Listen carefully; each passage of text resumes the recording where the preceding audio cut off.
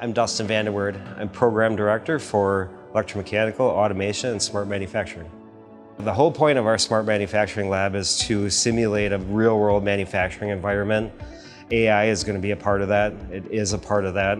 It's only growing in manufacturing. In Smart Manufacturing and Automation Systems programs, we're using it to simulate real-world scenarios for students that they may not get exposed to until they get into the workforce. So it gives us an extra tool to make things more real-world for our students. We're using custom GPTs to generate random case studies for students to decide whether automation, manual assembly, or other automated methods could be used. It gives us the ability to reach out, provide real-world scenarios that aren't offered inside of our classrooms. So it gives us flexibility and better exposure to the world they're going to be working in.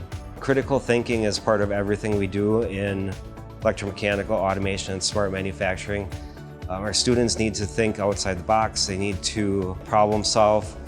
So AI tools have helped them to think about scenarios that they normally wouldn't be exposed to. Currently in manufacturing, there are AI tools in a number of pieces of equipment.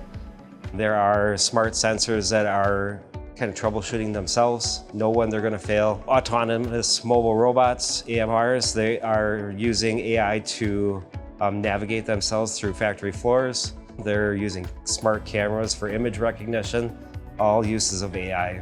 Lots of different tools that are there. I think it's just going to get expanded using AI tools to compile that data into a format where we can make decisions. We're hoping that our students will bring that technology to the workforce. It's important for technical and hands-on programs and actually any program in higher education to expose students to AI simply because it's not going away.